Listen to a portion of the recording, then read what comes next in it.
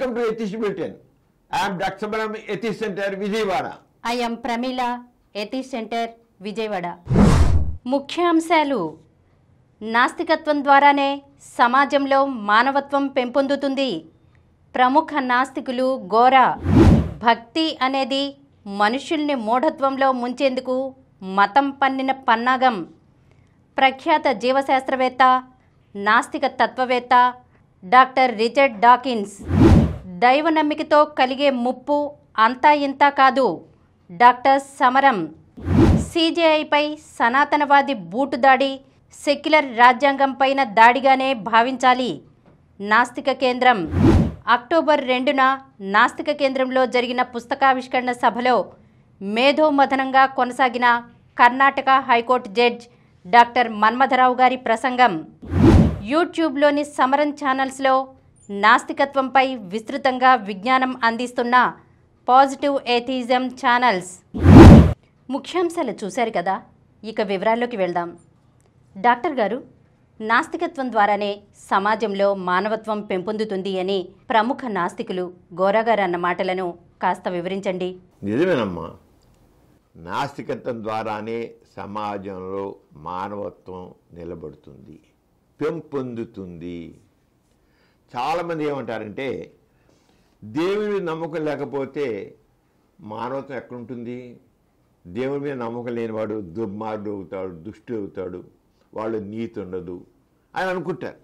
దేవుళ్ళు నమ్మితేనే మానవత్వం, దేవుళ్ళ నమ్మనివాడు దుర్మార్గుడు, దుష్టుడు, హంతకుడు, నీతి లేనివాడు అని ఈ ఆస్తిక సమాజం నాస్తికుల మీద ఒక దుర్మార్గపు కామెంట్ చేస్తుంది. ఎందుకంటే మొదటి నుంచి ఆస్తికత్వం ఎప్పుడు వచ్చిందో పక్కన నాస్తికత్వం కూడా వచ్చింది. ఆస్తికుల కంటే నాస్తికులు ఇప్పుడు కూడా చాలా ఉత్తములుగానే కమడ్డారు. ఉత్తములుగా ఉంటే వాడు భరించలేక నాస్తికుల్ని దుర్మార్గులు, దుష్టులు, బుద్ధి లేని వాళ్ళు, ఏకన్నా మంచి బుద్ధి లేని వాళ్ళు అన్నట్లుగా వాళ్ళు అది చిత్రీకరించడానికి ప్రయత్నం చేస్తూ వచ్చారు. దాంట్లోనే నాస్తికులకి మానవత్వం ఉండదు అన్నమాట. దేవుళ్ళని నమ్మితేనే ఆ వ్యక్తిలో మానవత్వం ఉంటుంది. దేవుళ్ళని నమ్మకపోతే దుష్టుడు అవుతాడు, దుర్మార్గుడు అవుతాడు. ఇది ప్రచారం.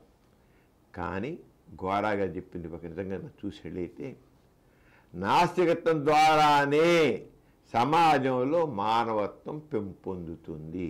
నాస్తికుడైన వాడే నిజమైన మానవత్వంతో ఉంటాడు. ఏంటంటే నాస్తికత్వం అంటే నిజమే, కరెక్టే, దేవుడిలో నమ్మకం ఉండదు. నాస్తికుడికి దేవుడి మీద నమ్మకం ఉండదు, కరెక్టే, ఒప్పుకుందాం. దేవుళ్ళో నమ్మకం లేదు అని వాడిని అంటాడు, ఈ నాస్తికుడురా, ఆడికి దేవుడి మీద నమ్మకం ఉండదు, దెయ్యం మీద నమ్మకం ఉండదు, ఓ దేవతలు నమ్మడేమంటారా అని మాట్లాడతారు. కానీ నాస్తికత్వం ముఖ్య సూత్రం ఏంటంటే మానవులంతా ఒక్కటే. నువ్వేనా నేనైనా ఈ సమాజంలో మనుషులందరూ సమానం, ఒక్కటే. మానవులంతా ఒక్కటే. ఎందుకంటే ఏ మతం ఉండదు, ఏ కులం ఉండదు, ఏ జాతి విభేదం ఉండదు, ఏ వర్ణ విభేదం ఉండదు, ఏముండదు. మానవులంతా ఒక్కటే అనేది నాస్తిక సూత్రం. ఒకటే సూత్రం. ఒక్కటేనప్పుడు ఇక మానవత్వం ముఖ్యంగా అప్పుడు దేనికి విలువ వస్తుంది? మానవత్వంతో ఒకటే. మానవత్వం, మానవీయ విలువలతో కూడిన జీవితమే నాస్తికత్వం. మానవత్వం, మానవీయ విలువలతో కూడిన నాస్తికత్వం. వాళ్ళకి దేవుడు ఎప్పుడే దేవుడు ఉన్నాడో అక్కడ స్వర్గం, నరకం, అదృష్టం, దురదృష్టం, కర్మ, నుదిరాత, ఈ చెత్త చెదారం అంతా ఆస్తికత్వం వచ్చేస్తాయి. దేవుడు దయ, దేవుడు కృప, ఎవడ సరిగ్గా అయితే వాడి దురదృష్టం, వాడి కర్మ, పూర్వజనం ఏం చేసి తెచ్చాడు, ఇప్పుడు ఎలా పుట్టి తెచ్చాడు, వాడు ఎంతో అనుభవించాల్సిందే, కర్మఫలాన్ని అనుభవించకుండా ఎక్కడ పోతాడు, ఎవడు పోతాడు, ఇవి ఆస్తికత్వం మాటలు. నాస్తికత్వంలో అవి లేవు. ఎందుకని స్వర్గం లేదు, నరకం లేదు, పూర్వజన్మ లేదు, పునర్జన్మ లేదు, కర్మ లేదు, దురదృష్టం లేదు, ఏం లేదు. మానవులంతా ఒకటే జమ ఉంది, మానవులంతా ఒకటే. అంచేది ఏమున్నాయి? మానవులంతా ఒకటే, మానవీయ విలువలు, హ్యూమన్ వాల్యూస్. నాస్తికత్వంలో ప్రధానమైంది ఏంటంటే హ్యుమానిటీ అండ్ హ్యూమన్ వాల్యూస్, మానవీయ విలువలు. ఏమిటయ్యా మానవీయ విలువలు అంటే ఏదో సరే సత్యం మీద ఉండాలి. సత్యం గౌరవగా నాస్తికత్వం అంటే ముఖ్యంగా ముడుచుతారు. వాస్తవికత, సంఘదృష్టి, వ్యక్తిత్వం, వాస్తవికత, సంఘదృష్టి, 3 సూత్రాలు. అంచేత ఏదైనా నిజమే. ఆస్తికత్వం మొత్తం ఆస్తికత్వం దైవిక సిద్ధాంతం. దేవుడు ద్వారా ఎంత వచ్చింది అని. అక్కడ అసలు దేవుడే అబద్ధం, సత్యం అవుతుంది. నాస్తికత్వం ఏం సరే ఎవిడెన్స్ బేస్డ్, ఫ్యాక్ట్ బేస్డ్, సత్యం సత్యం సత్యం సత్యం ఉండాలి. ఆ సత్యం మీద ఉండి ఇదైతే నిజం మాట్లాడాలి, నిజాయితీగా ప్రవర్తించాలి. నాస్తికుడు ఏమాట ఏం చేస్తాడు? నిజం మాట్లాడతాడు, నిజాయితీగా వ్యవహరిస్తాడు. నిజాయితీగా ఇంకేం కావాలి మంచిదనంలో గదిలో? వాడు చాలా నిజాయితీ పరుడురా అంటే నాస్తికుడు నిజాయితీ పరుడు. ఎందుకని? సత్యం మీద ఉంటాడు. ఇంకోటేంటి? అహింస, ఎవరిని ఇబ్బంది పెట్టు, ఎవరికి హాని చేయకపోవడం, ప్రేమతో వ్యవహరించడం. నాస్తికత్వం చెప్పాం కదా, మానవీయ విలువలతో, human values, humanity, human values. దేవుడితో సంబంధం లేదు. ఇక అక్కడ ఆస్తికత్వంలో అన్ని దేవుడితో సంబంధమే. దేవుడిదే, దేవుడి నుదిటి రాత, బ్రహ్మరాత, వాడితో ఆధారపడి ఉంది. ఇక్కడ అది లేదు. మనిషి సత్యం మీద ఆధారపడి ఉంటాడు, నిజాయితీ మీద ఉంటాడు, అహింసతో ఉంటాడు, ఎవరికి హాని చేయకుండా ఉంటాడు, ప్రేమతో వ్యవహరిస్తాడు. అలాగే శాంతిగా ఉండాలి, మానసిక ప్రశాంతత ఉంటుంది, మనసు అలాగే సమతాభావం కలిగి ఉంటాడు. సమతాభావం, మనసు తాను ప్రశాంతం ఉంచుకుంటాడు, ఎయిటి వాళ్ళు కూడా అలాగే సమానంగా శాంతిగా ఉండే చూస్తాడు. ఎప్పుడు ఎదుటి ద్వేషం ఉందనుకో, ద్వేషం వాడు మనసు ఎప్పుడు అల్లకల్లోకంగా ఉంటుంది. వాడు పలానా కులం వాడు, ఎక్కువ కులం వాడు, తక్కువ కులం వాడు, పలానా మతస్థుడు, ఇది ఆస్తికత్వంలో ఉంటాయి. నాస్తికత్వం మాలంతా ఒకటే. ఇక ద్వేషం ఎక్కడ ఉంటుంది? మనసు ప్రశాంతంగా ఉంటుంది. అదేలైతే ఒక మతస్థు చూస్తే ఈర్ష్య, ద్వేషం, అసూయ, చంపుకుందాం అనుకుంటాడు. అక్కడ మనసు ఎప్పుడు అల్లకల్లోలంగా ఉంటుంది, అశాంతిగా ఉంటుంది. నాస్తిక మనసు ఎప్పుడు శాంతిగా ఉంటుంది, ప్రశాంతిగా ఉంటుంది, సమతాభావంతో. మానవులతో ఒకటేగా. ఏంటి నాస్తికత్వంలో మరి మానవత్వం ఎలా వస్తుందంటే ఈ human values, humanity and human values. అంచేత ప్రేమతో శాంతితో మనసు ఉంటుంది, ప్రేమ ఇతరుల పట్ల దయ ఉంటుంది, అలాగే కరుణ ఉంటుంది, అనురాగం ఉంటుంది.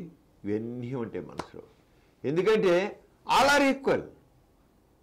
ఏ కులం వాడని కులం లేదక, మతం లేదు, జాతి లేదు, వర్ణం లేదు, ఏ విభేదం లేదు. అంచేత మనిషిలో ఏముంటుంది? ప్రతివాడి ఎలా ప్రేమ ఉంటుంది. అదే ఇంకో కులం వాడు ఇంకో కులం వాడి కోపం, ఒక మతం ఇంకో మతం వాడి మీద ప్రేమ, ఇంకో కోపం ఉంటుంది. నాస్తికతను ఉండదే. All are equal. ఆడైనా వీడైనా ఎవడైనా ఒకటి. వాళ్ళకి అందరూ మనుషులే, ఆల్ ఆర్ హ్యూమన్స్. అలాగే న్యాయం, సమానత్వం, సోషల్ జస్టిస్ అంటాం. న్యాయం, all are equal before law అన్నట్లుగా న్యాయమే ఏదైతే న్యాయబద్ధంగా, సమానత్వంతో, సోషల్ జస్టిస్తో ఉంటుంది. ఇంకా హ్యూమనస్గా ఉంది సహనం. ప్రేమ అన్నప్పుడు సహనం ఉంటుందిగా, తప్పకుండా సహనం ఉంటుంది. అది హ్యూమన్. ఇతరుల అభిప్రాయాలను గౌరవించడం ఉంటుంది. తప్పైతే ఒకళ్ళు తప్పు చేసి వాళ్ళు తప్పు మాట్లాడతారనుకో, వాళ్ళు సహనంతో, బాబు నువ్వు చెప్పే దాంట్లో ఇది సరిగా లేదు, ఇలా ఆలోచించు, నువ్వు అలా ఇలా ఆలోచించు. మనం న్యాయంగా దాంట్లో మరి న్యాయం అంటున్నాం కదా మనం. హ్యూమన్ దీంట్లో నిజము, సత్యం ఉండాలి, న్యాయం ఉండాలి, మరి సామాజిక న్యాయం ఉండాలి. అలాంటప్పుడు ఆ దృష్టితో చూసినప్పుడు తప్పు కదా, ఆలోచించు అని అంటాడు. అంతేగాని అసహనం ఉండదు, సహనం ఉంటుంది. ఇక్కడ ఆసుగులా తిడతారు, దుర్మార్గుడా, దుష్టుడా అంటారు. సహనం హ్యూమన్ వాల్యూస్లో, మానవీయ విలువల్లో సహనానికి ఎంతో ప్రాధాన్యత ఉంది. అదే అందరూ ఆలారీకులకి అసహనం ఎందుకు, దేనికోసం? చూడు, ఘోరగా చెప్పింది నాస్తికత్వం ద్వారానే మానవత్వం అన్నది ఎంత కరెక్ట్గా ఘోరగా చెప్పిన దాంట్లో ఇవన్నీ చూస్తుంటే నిజమే ఆరోగ్యం వస్తుంది. అలా కరుణ, ఇతరులతో కలిసి మంచి పనులు చేయడం, కరుణతో ఎదుటివాడు, ఎంపతి, ఎయిటి వాళ్ళకి బాధ ఉంటే వాళ్ళని ఎలా చేద్దాం ఏంటి అంటే అదే పొజిషన్లో నేను ఉంటే ఎలా ఉంటాను, ఆ బాధ నాకు వస్తే ఎలా ఉంటుంది, ఆలోచన కరుణతో ఉంటాడు. అంతే, జాలి కాదు. అసలు ఆ ప్రాబ్లం వాడికి ఎందుకు రావాలి? నువ్వు అదే నాకు వస్తే నేను బాధపడినా, అంతే ప్రాబ్లం సాల్వ్ చేద్దాం ఆరంగమంటాడు. సహకారం ఉంటుంది, ఒకళ్ళొకటి సహకరించుకోవడం ఉంటుంది. ఒక్కొక్కవాడికి ఒకళ్ళవాడు సహకరించుకోడు, ఒక మతవాడికి మతవాడికి. ఇంకేంటండి నాస్తికత్వంలో మంచితనం? నాకు అర్థం కాదు. నాస్తికత్వంలో తప్పే ఉంది, ఆస్తికత్వం గొప్పే ఉంది. అడిగేది అంటే బాధ్యత, సహకారం బాధ్యత, తన కర్తవ్యాన్ని నిబద్ధతతో నిర్వర్తించడం. వీటితో అసలు చెప్పండి, ఇప్పుడు ఇప్పుడు వాడినట్లో అసలు ఇదేమిటి, దేవుడితో పని ఏంటి? మనిషి హాయిగా బతకడానికి దేవుడితో పని ఏంటి? ప్రేమగా ఉండడానికి, సహనంగా ఉండడానికి, శాంతిగా ఉండడానికి, నీతిగా ఉండడానికి, నిజాయితీగా ఉండడానికి, వీటికి దేవుడితో పని ఏంటి అసలు? మరి ఇవన్నీ దేవుడితో సంబంధం లేదు. కానీ సమాజం అంతా మానవత్వంతో ఉంటుంది. మా నాస్తికత్వం గ్రేట్ ఎందుకు, మానవత్వం ఎందుకు ఉండదు? ఘోరగా చెప్పినదే నాస్తికత్వంతోనే మానవత్వం. ఆస్తికత్వంలో మానవత్వం ఎవరిని వెన్నీ ఉండవు, ఎందుకు ఒకరికి ఉండే. అంచేత ఆస్తికత్వంలో మానవత్వం నిజంగా ఉండాల్సింది ఉండదు. ఎందుకంటే మనుషులు ద్వేషించుకుంటారు, ఒకళ్ళ మధ్య సరైన ప్రేమ ఉండదు, కరుణ ఉండదు, దయ ఉండదు. వాళ్ళ వరకే లిమిటెడ్. ఆ కులం వాళ్ళ మధ్య, ఆ మతం వాళ్ళ మధ్య, ఆ జాతుల మధ్య ఉంటుంది. నాస్తికత్వంలో విశాలం, ఆల్ ఆర్ హ్యూమన్స్, మానవులంతా ఒకటే, ఆల్ ఆర్ హ్యూమన్స్. ఘోరగా ఎంత నాస్తికత్వాన్ని ఎంత తగ్గ చెప్పారు. మానవత్వం నాస్తికం ద్వారా వస్తుందా, ఆస్తికం ద్వారా వస్తుందా? మానవం నిలిపేది అది. అదే నాస్తికత్వానికి సంబంధించిన సామాజిక నిర్మాణంలో దేవుడితో కాకుండా ఎంపతి, రీజన్ మీద రీజన్. ఏదో సమస్య ఉందనుకో, ఏదైనా ఉందనుకో, అదే ఆస్తి అంటే కర్మ అని వదిలేస్తాడు. వాడు బాధపడుతున్నాడు, వాడు కర్మ, ఏం తప్పు పూర్వజంలో ఏం తప్పు చేశాడో, లేదు దేవుడు వాడి మీద దయలేదన్నమాట, ఎందుకు లేదో ఏదో చేస్తుంటాడు, దేవుడికి ఏం దయలేదంటాడు. కానీ ఇక్కడ రీజనింగ్, నేనే ఆ పొజిషన్లో ఉంటే నాకే బాధ వస్తే నేను ఎలా ఆలోచిస్తాను, అలా వాడి గురించి ఎలాగ ఆలోచించాలి, వాడి గురించి ఆలోచించాలి. వాడు మేము నా తోటి మనిషి. రెండోది, దేవుడి మీద తోసాను కాదు, బాధ్యతని, బాధ్యత తనవి పెట్టుకుంటాడు. పెట్టుకుని ఏం చేస్తాడు? రీజనింగ్తో, తర్కంతో, లాజిక్తో, ఎందుకు ఏమిటి అని కార్యకారణ సంబంధంతో దాన్ని పరిష్కరించడానికి నాస్తికుడు కృషి చేస్తాడు. వాడు దేవుడు లేదురా, దెయ్యం లేదురా, వాడు దుర్మార్గుడురా అని ఆస్తికుడు అన్నా అంటే, వాడు మానవత్వం ఉండదంటే, నా ఆస్తిని యొక్క మంచితనాన్ని ఓర్వలేక మాట్లాడే మాటలు ఇవి. ఓర్వలేక సమాజంలో ఇంతవరకు ఏ ఒక్క నాస్తికుడు ఏ ఆస్తికుని చంపల. నాస్తికుల్ని బాధ పెట్టింది, చంపింది ఎవరంటే ఆస్తికుడు. ఎందుకని? నాస్తికుడు ఆస్తికులనైనా, ఇంకో జాతి వాళ్ళనైనా, ఇంకో మతం వాడైనా మానవులంతా ఒకటేదిగా చూస్తాడు. నాస్తికుడు ఆస్తికుడు కూడా తన తోటి మనిషిగా చూస్తాడు. ఎందుకు మానవులంతా ఒకటి అంటాడు కనుక. కానీ నాస్తికులు ఇలా అనుకుంటే నాస్తికుల్ని దుర్మార్గులు దుష్టులు అంటూ వేరుగా చూస్తారు. తీసుకో హిస్టరీ, ఎంతమందిని నాస్తికుల్ని ఎంత ఇబ్బంది పెట్టారు ఆస్తులు. దేనికి మరి ఆ ఆస్తికుల్ని ఎవరిని ఎందుకు పెట్టలే? కారణం మానవత్వం. మానవులంతా ఒక్కటే అని భావన పెట్టాలి చేసినమాట. అంటే నాస్తికుడు బాధలో ఉన్నవాడిని చూసి వాడి కర్మ దురదృష్టం అని ఊరుకోడు, ఎవడు బాధిస్తాడు. ఎంపతి, ఎందుకంటే నాస్తికుల్లో ఆ రకమైన విభేదాలు ఉండవు. బయటవాడు ఇంకో కులం వాడు, ఇంకో మతం వాడు, ఇంకో జాతి వాడు, ఇంకో వర్ణం వాడు, ఇంకో దేశం వాడు, అదే ఉండదు. అందరూ ఒకటే. వాళ్ళు సహజసిద్ధంగా ఉంటే ఎంపతి సానుభూతి కాదు, సహానుభూతిని, ఎంపతిని సహానుభూతి, తన మనసులో ఉండే అనుభూతి, సహానుభూతి అంటారు. ఎంపతిని తెలుగులో సహానుభూతి. సానుభూతి వేరు, సానుభూతి జాలి. సహానుభూతి అంటే ఎంపతితో వాడు అతని బాధను అర్థం చేసుకుంటాడు. రీజనింగ్తో అతని సమస్యల్ని విశ్లేషిస్తాడు. గోరాకి ఎంతగా చెప్పాడు చూడండి. అంచేత నా ఆస్తువుల్లాగా దేవుడు క్షమించడనే భయంతో కాకుండా సామాజిక బాధ్యతగా మానవత్వంతో నాస్తికుడు ఆదుకుంటాడు. అక్కడేదో దేవుడి కోసం కదా కాదు, ఇది నా బాధ్యత, ఇది నా కర్తవ్యం, as a human being this is my duty అనుకుంటాడు నాస్తికుడు. ఒక మనిషిగా ఇది నా బాధ్యత అనుకుంటాడు. ఆస్తికుడు నా మతం వాడు కాదు, నా కులం వాడు కాదు, నా జాతి వాడు కాదు, నా వర్ణం వాడు కాదు అనే మనిషిని. మానవత్వం ఎవరిలో ఉంది? నాస్తికుల్లో ఉందా, ఆస్తికుల్లో ఉందా? ఎంత చక్కగా చెప్పారు ఘోరగా చూడు, ఎంత చక్కగాను. మంచిగా ఉండటానికి దేవుడు శిక్షిస్తాడు అనే భయంతో ఆస్తికుడు వ్యవస్తాడు. కానీ నాసుడు నిజమైన బాధ్యతగా తీసుకుంది. అక్కడేంది మంచిగా ఉండాలంటే అమ్మో నేను సరిగా ఉండకపోతే దేవుడు శిక్షిస్తాడు అని ఏదో అలా తీస్తాడు. ఇగాను కొంత చేస్తారు, కొంత ఆశకులు చేస్తారు.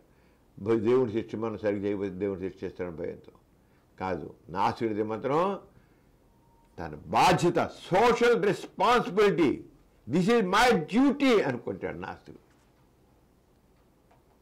అంచేత అదేదో అనుకో దేవుడికో పిలిచే భయం కదా. అంతే నాస్తికత్వంలో ఈక్వాలిటీ అండ్ హ్యూమన్ రైట్స్ కూడా అత్యంత ప్రాధాన్యత ఉంటుంది. ఈక్వాలిటీ, అందరు సమానంగా ఎందుకు కావాలి. హ్యూమన్ రైట్స్, మానవ హక్కులు, నాకు ఏది కావాలనుకుంటున్నానో అది నీకు కూడా కావాలి. All are equal. హ్యూమన్ రైట్స్కి అత్యంత ప్రాధాన్యత నాస్తికత్వంలో ఉంటుంది. హ్యూమన్ రైట్స్ అందరూ మనం మొత్తం హ్యూమన్ రైట్స్ అని మాట్లాడతారు. కానీ మళ్ళీ అక్కడ వాడు వేరే కులం వాడు, వేరే మతం వాడు, వేరే జాతి వాడు, వేరే దేశం వాడు అని చూస్తాడు. అసలు మనం అందరికీ సమానమైన హక్కులు ఉన్నాయి, అందరికీ హ్యూమన్ రైట్స్. అది నాస్తికత్వం ద్వారా అవసరం. ఈ హ్యూమన్ రైట్స్కి ఏదైనా హ్యూమన్ రైట్స్ కోసం ఎవరు పోరాడుతుంటే వాళ్ళు నాస్తిక చైతన్యం ఉండాలి. సరైన హ్యూమన్ రైట్స్ కోసం ఎవడైనా బాగా పోరాడాడంటే వాళ్ళు నాస్తిక చైతన్యం ఉందన్నమాట. అక్కడ దేవుడు అప్రధానం అయిపోతాడు. ఎంత మేరకు నాస్తిక చైతన్యం వస్తుందో అంత మేరకు మానవత్వం ఉంటుంది. ఎంత మేరకు నాస్తిక చైతన్యం ఉంటుందో అంత మేరకు మానవ హక్కులు ఆచరణలో పెట్టబడతాయి. అంచేత దానివల్ల జాతి, మతం, కులం, లింగం, వర్ణం సంబంధం లేకుండా సమానంగా గౌరవించడం, స్వేచ్ఛ ఇవ్వడం, ఈ వ్యక్తిగత స్వేచ్ఛ ఇవ్వడం, గౌరవం ఇవ్వడం అంతా కూడా హ్యూమన్ రైట్స్ ద్వారా వస్తుంది.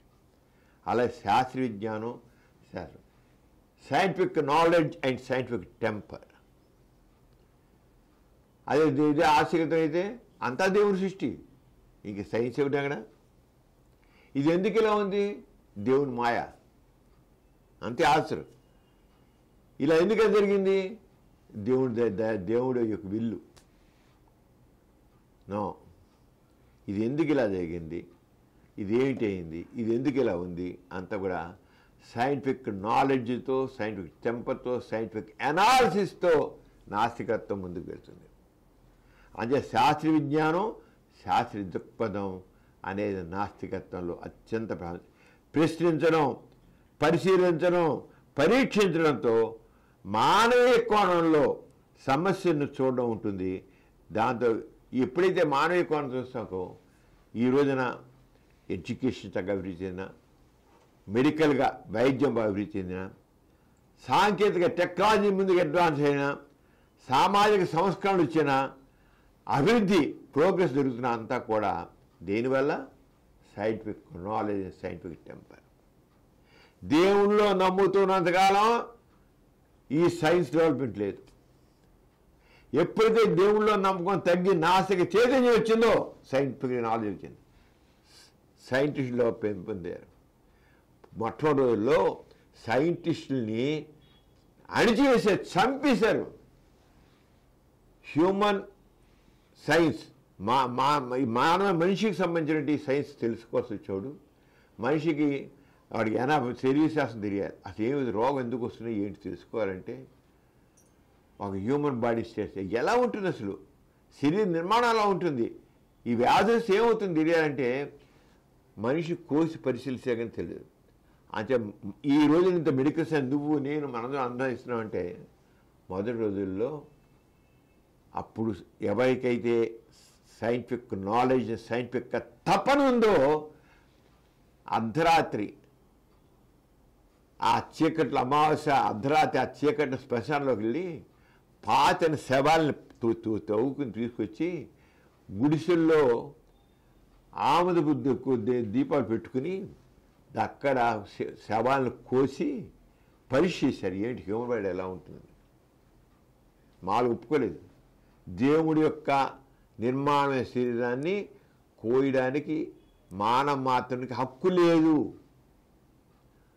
సైన్స్కి ఈ రోజున ఏ అనుభవిస్తామో దీని వెనకాల సైంటిస్టులు పడ్డ వేదన, బాధ ఇంత అంత కాదు. ఇది అడ్వాన్స్మెంట్ ఆఫ్ మెడికల్ సైన్స్ తెలుసుకోండి. ఏదైనా సరే ప్రతి సైంటిస్టు కూడా ఎంతో మొట్టమొదటి రోజుల్లో, బిగినింగ్ డేస్లో చెప్పలేనంత వ్యతిరేకత ఆస్తికుల నుంచి ఎదుర్కొన్నాడు. ఆయన సైంటిఫిక్ నాలెడ్జ్, సైంటిఫిక్ టెంపర్ ఉండేది కల్లా దైవభావాన్ని పక్కన పెట్టి మానవీయ దృక్పథాన్ని పెంపొందించుకుని మనిషి కోసం, మనిషి సంక్షేమం కోసం, మనిషి క్షేమం కోసం ఇన్ని బాధలు పడ్డారు. అది మన అంశం. నాస్తికత్వంతో మానవత్వం ద్వారానే అంచేత ఏదైనా సరే సమాజంలో మానవ విలువలు రావాలన్నా మానవ భయంతో కాదు, ప్రేమతో జీవనం. ప్రేమ దేవుడి భయంతో చేసే నీతిలో కపడం ఉంటుంది చాలామందిలో. కపడం ఊరికి పైకి దేవుడు అంటారు. మనం చూస్తున్న దేవాలయాల్లో ఎంత మోసాలు జరుగుతున్నాయో, ధర్మకర్తలు ఎంత చేస్తున్నారు, ఇవన్నీ ఉంటాయి. కానీ నాస్తికత్వం మనిషిని భయం లేకుండా ప్రేమతో, సహజత్వంతో, నిజాయితీతో జీవించేలా చేస్తుంది.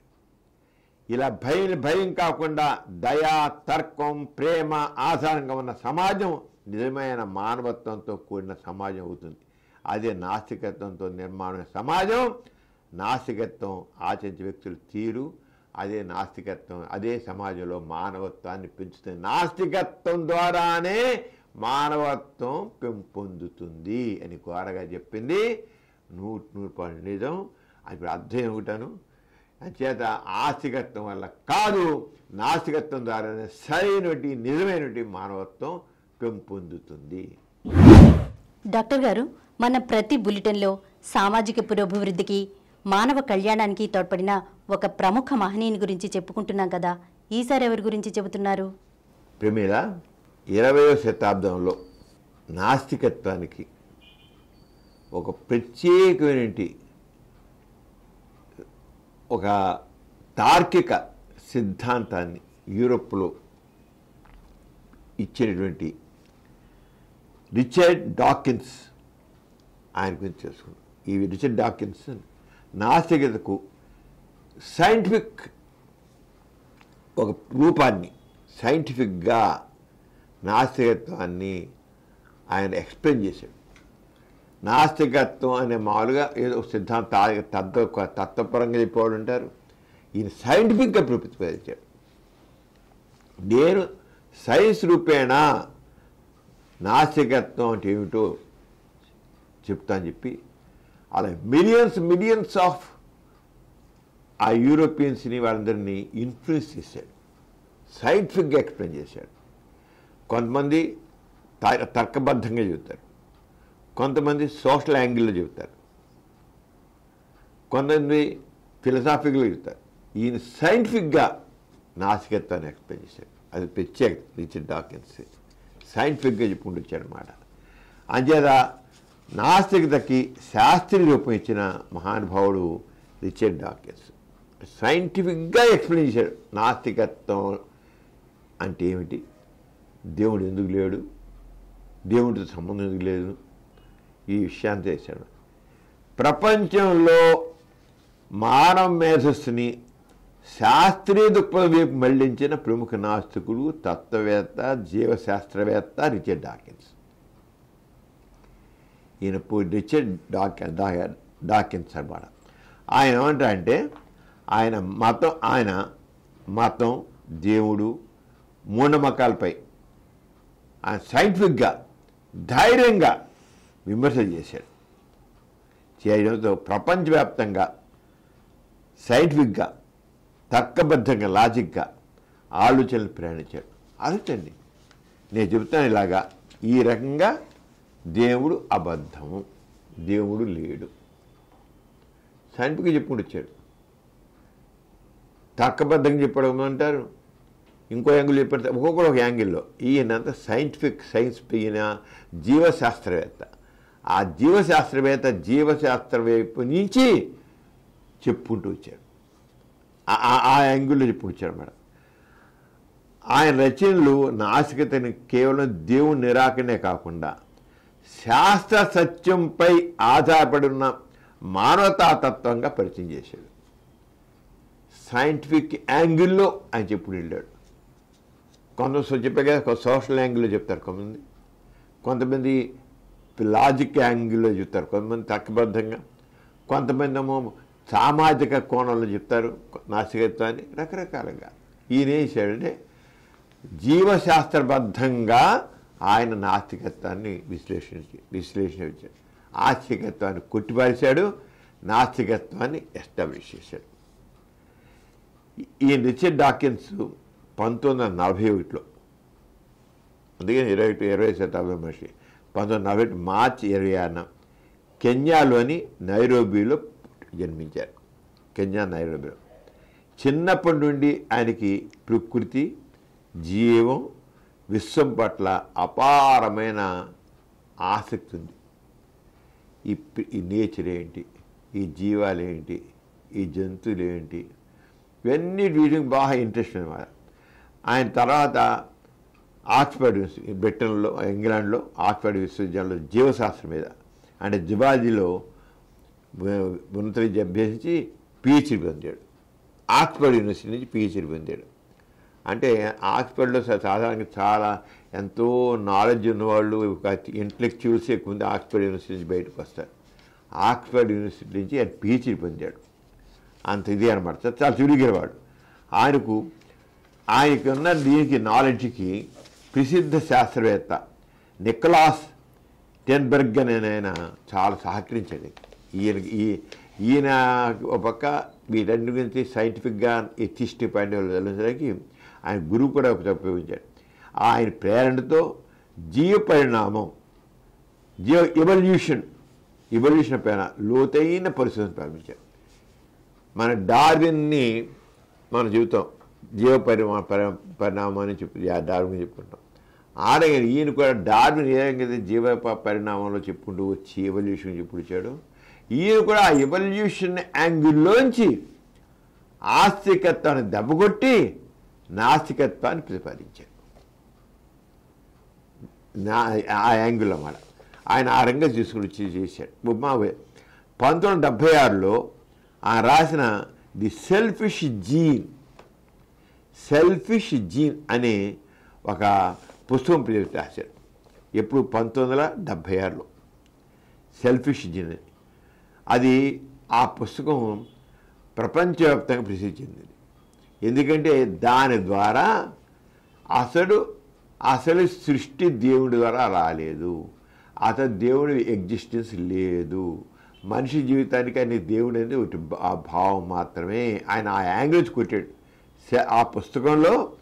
ఈ పుస్తకంలో ఆయన మనుషులు జంతువులు చేసే ప్రతి చర్య వెనుక ఉన్న ప్రధాన శక్తి జీన్ అని వివరించారు. మనం ఏదైనా చేస్తుంటే వెనకాల జీనే జీన్ ఉంది. జన్యువులు కారణం. జీవులు తమ జీన్లని అంటే జన్యువులని తరతరాల కొనసాగించుకోవడమే జీవన ఉద్దేశం అని ఆయన చెప్పారు. ఆయన సైంటిఫిక్గా చాలా ఆయన జెనెటిక్గా చాలా చెప్పుకుని వచ్చాడు అన్నమాట. ఈ జన్యువుల్ని ఆయన చెప్తారు, ఈ చిన్న చిన్న జంతువులుగా ఈ జీవాలన్నీ కూడా వాటిలో ఉన్న జన్యువుల్ని నిలబెట్టుకోవడానికి అవి ఎంతో కృషి చేస్తూ వచ్చాయి. అంటే వాటిని అలా నిలబెట్టుకు ప్రతి జీవి కూడా తనలో ఉన్న జన్యువులని కాపాడుకోవడం కోసం అవి స్ట్రగుల్ అవుతూ వచ్చాయి. ఫర్ దర్ ఎగ్జిస్టెన్స్ తమ జన్యువులు వాడి యొక్క రూపురేఖల కోసం కానీ వాడి ఎగ్జిస్టెన్స్ కోసం కానీ తనలో ఏ జన్యువులు అయితే ప్రత్యేకంగా ఉన్నాయో వాటిని కాపాడు కోసం ప్రతి జీవి పోరాడుతూ వచ్చింది. అవి పోరాడుతూ రావడం వల్లనే ఆ జన్యువులు పోరాడుతూ రావడాన్ని చివరికి మనిషికి కూడా, మరి మనిషి జీవి కదా, మనిషి కూడా ఈ రోజున వాటన్నిటి పరిణామమే మనిషి ఈరోజు ఈ రంగా ఇలా ఉండడానికి కారణం. అంతే దేవుడు కాదు. దేవుడాక కాదు, ప్రతి జీవి తన జన్యువుల్ని అలా కాపాడుకుంటూ దాన్ని పెంపొందించుకుంటూ డెవలప్ చేసుకుంటూ రాబట్టి ఇలా అయింది. కానీ దేవుడు ఏమీ వీళ్ళని సృష్టించలేదు అని ఆయన చెప్పారు. ఈ భావన జీవశాస్త్రాన్ని మాత్రమే కాకుండా మానవ ప్రవర్తన కూడా కొత్త కోణంలో అర్థం చేసుకునేలాగా చేసింది. నాస్తికత్వం దేవునిపై దుఃఖం ఆయన ఎలా వచ్చిందంటే, డాకిన్స్ ప్రపంచవ్యాప్తంగా నాస్తికత్వం కొత్త ఊపిరి నింపిన వ్యక్తి. ఆయన యాంగిల్లో నాస్తికత్వం కొత్త ఊపిరి ఇచ్చాడు నాస్తికత్వానికి. 2006లో ఆయన రాసిన ది గాడ్ డెల్యూజన్స్. డెల్యూషన్ అంటే భ్రమ భ్రాంతి. దేవుడు భ్రమ భ్రాంతి. దేవుడు అనేది లేదు, మన భ్రమ మన భ్రాంతి. అంచేత ది గాడ్ డెల్యూషన్ పుస్తకం అత్యంత ప్రభావవంతమైన నాస్తిక గ్రంథంగా నిలిచింది. ఆ నాస్తికత్వాన్ని ఆ యాంగిల్లో అప్పుడు ఏ యాంగిల్లో చేసాడంత ది గాడ్ డెల్యూషన్, దేవుడు అనేది ఒక భ్రమ భ్రాంతి ఆయన రాసింది. అని దేవుడు లేదండి, దేవుడు ఒక భ్రమ భ్రాంతి. అంటే ఎవరు ఒక్కొక్క యాంగిల్ ప్రపంచవ్యాప్తంగా ఎథిస్టులు ఏ రంగా ఒక్కొక్కటి ఎస్టాబ్లిష్ చేసుకుని వచ్చారు, ఒక్కొక్క యాంగిల్లో ఎస్టాబ్లిష్ చేసుకుని వచ్చారు. ఈ పుస్తకంలో ఆయన దేవుడైన ఆలోచన మానవ మేధస్సు సృష్టించిన ఒక భ్రమ అని పేర్కొన్నాడు. మానవ మేధస్సు మనిషి అతని ఆలోచనలతో అది దేవుని సృష్టించాడు. దేవుడు మనిషిని సృష్టించాల, మనిషే దేవుని సృష్టించాడు చెప్పి. అదేనా, దేవుడు మనిషిని సృష్టించలేదు, మనిషే దేవుని సృష్టించాడు. దేవుడి ద్వారా మనిషి సృష్టింపబడలేదు, మనిషి ద్వారానే దేవుడు సృష్టింపబడ్డాడు. అది కేవలం భావము. దేవుడు అనేది ఒక భావము. అదేనే ఆయన రాసిన పుస్తకం ది గాడ్ డెల్యూషన్ అనేది రాశారు. ఆయన వాదన ప్రకారం విశ్వం సృష్టికి దేవుడు అవసరం లేదు. అసలు దేవుడు ఏంటి, అసలు ఊరి సృష్టించారు. అసలు దేవుడి ఎక్కడ సంబంధం లేదు. అసలు దేవుడితో సంబంధం ఈ సృష్టి దీంటికి అసలు దేవుడితో అసలు ఏమీ సంబంధం లేదు. అసలు దేవుడితో లేడు, అసలు సంబంధం లేదు. ప్రకృతి నియమాలే విశ్వాన్ని నియంత్రిస్తున్నాయి. ఆయన తేల్చింది అంటే దేవుడు ఎంత నడపట్లేదు, ఈ విశ్వాన్ని ఏమి నడపట్ల, ఈ సృష్టిని ఏమి దేవుడు నడిపించలే, కేవలం ప్రకృతి నియమాలే విశ్వాన్ని నియంత్రిస్తున్నాయి. అదండి. అది దేవుడి ద్వారా ఏం జరగలే. ఈ నేచర్ అంతా ఎలా ఉంది, అలా ఉంది, దేవుని సృష్టి కాదు, పావుడు కాదు, ప్రకృతి నియమాల ప్రకారం జరుగుతుంది. దేవుడితో ఏం సమయం, దేవుడు లేదు, దేవుడు భ్రమాభ్రాంతి అంతే. మతం మనుషుల మధ్య విభేదాలని, భయాన్ని, అజ్ఞానాన్ని పెంచుతుంది. స్పష్టంగా మతం అనేది రకరకాల హిందూ మతం ఉంది, మహమ్మదీ మతం ఉంది, క్రిస్టియానిటీ, ఇలా రకరకాల మతాలు ఉన్నాయి కదా. ఈ మతాలు మనుషుల మధ్య విభేదాలని, భయాన్ని, అజ్ఞానాన్ని పెంచుతాయి. ఆ విషయం ఆయన గట్టి విమర్శలు చేశాడు కానీ ఇది ఎలాగనేది. ఆయన ప్రకారం మానవ సమాజం నిజమైన శాంతి, పురోగతి సాధించాలంటే ఇవన్నీ ఇలా ఈ భక్తి ఇవన్నీ కాదు, రీజనింగ్ కావాలి, రీజనింగ్, క్రిటికల్ థింకింగ్ కావాలి, లాజికల్ థింకింగ్ కావాలి. అప్పుడే మానవ సమాజం నిజమైన శాంతితో ఉంటుంది. ఆయన పేరు రాసింది అంటే ఆ తర్కంగా చెప్పినవన్నీ కలిసి క్లుప్తంగా చెబుతున్నవన్నీ. ఆయన రిచర్డ్ డాకిన్స్ అనే పుస్తకాలు రాశారు. వాటిలో ముఖ్యమైనవి ది సెల్ఫిష్ జీన్, అది పరిణామ సిద్ధాంతంపై ప్రామాణిక గ్రంథం. అది ఏది ది సెల్ఫిష్ జీన్ అనేది. అలాగే ది బ్లైండ్ వాచ్ మేకర్, దేవుడి సృష్టి సిద్ధాంతాన్ని వ్యతిరేకించే శాస్త్రీయవాదన. ఇదంతా దైవ సృష్టి అనే దాన్ని కొట్టిపారేయడానికి ఆయన రాసింది సైంటిఫిక్గా చెప్పింది అది. ఇంకా మూల పుస్తకం క్లైంబింగ్ మౌంట్ ఇంపాబుల్, జీవ పరిణామ ప్రక్రియలే ఉన్న అద్భుత తర్కం. అది జీవ పరిణామంతో ఉన్నది చేశారు. ఇక ది గాడ్ డెల్యూషన్, దేవుని ఆలోచన శాస్త్ర విమర్శ, ఇంకో పుస్తకం మాట. ది మ్యాజిక్ ఆఫ్ రియాలిటీ, ఇది మాత్రం పిల్లలు యువతలో శాస్త్ర స్ఫూర్తిని పెంచే పుస్తకం. పిల్లల్లో ఒక సైంటిఫిక్ నాలెడ్జ్, సైంటిఫిక్ టెంపర్ ఎలా పెంచాలని, and the magic of reality అని పుస్తకం రాశారు. అలాగే అవుట్ గ్రోయింగ్ గాడ్, యువతకు నాస్తి దృక్పథాన్ని పరిచయం చేసే ఒక యువతకు కూడా అందరూ చిన్న పిల్లల్ని, యువతని, పెద్దవాళ్ళని, అన్ని రకాల వాళ్ళన్నీ ఆయన చూసుకుంటూ దృష్టిలో పెట్టుకుంటూ రకరకాల ఎథిస్టిక్ ఆంగులు పుస్తకాలు రాశాడు ఆయన రిచర్డ్ డాకిన్స్. ఆయన 2006లో ఆయన రిచర్డ్ డాకిన్స్ ఫౌండేషన్ని Richard Dawkins foundation for reason and science అనే సంస్థను స్థాపించాడు 2006లో. ఏం ఫౌండేషన్ స్థాపించాడు? రిచర్డ్ డాకిన్స్, ఆయన పేరు foundation, Richard Dawkins foundation for reason and science అనే సంస్థను స్థాపించాడు. ఈ సంస్థ ప్రపంచవ్యాప్తంగా తర్కం అంటే రీజన్, శాస్త్రం సైన్సు మరియు మానవ హ్యూమన్ వాల్యూస్ వ్యాప్తి చేయడం లక్ష్యంగా పనిచేస్తుంది. ఈయన ఫౌండేషన్లో ఏంటి వచ్చింది? Reason, science and human values. వాటిని ప్రచురించడం కోసం ఆయన ఫౌండేషన్ ద్వారా ఆయన ప్రచారం చేశారు. డాకిన్స్ యొక్క ఉపన్యాసాలు, పుస్తకాలు, ఇంటర్వ్యూలు మిలియన్ల కొద్దీ యువతలో మతం మీద ప్రశ్నించే ధైర్యాన్ని కలిగించాయి. ఎవరిదో చదివారో చూశారో అవన్నీ కూడా దాంతో మిలియన్స్, కోట్లాది మంది యువతలో ధైర్యాన్ని తీసుకొచ్చాయి. ఆయనతో కలిసి Christopher Hitchens, Sam Harris, Daniel రిసెంట్ వంటి తత్వవేత్తలు న్యూ ఎథిజం ఉద్యమాన్ని ప్రపంచాన్ని పరిచయిస్తారు. ఇప్పుడు ఈయన ఇప్పటి కనుక ఇది ఎథిజం గురించి న్యూ ఎథిజం పేరుతో కొత్త నాస్తికత్వం అంతవరకు మామూలుగా నాస్తికత్వం ఇంకో రంగుంటే కాదు, న్యూ ఎథిజం పేరుతో వాళ్ళు వీళ్ళంతా అక్కడ మీద కలిసి ప్రచారం చేశారు. ఈ విధంగా ప్రపంచవ్యాప్తంగా నాస్తికత్వం ఎలా ప్రబలుతుంది. ఆస్తికత్వం మనిషిని మోక్షంలో ఉంచుతుంది, అజ్ఞానంలో ఉంచుతుంది.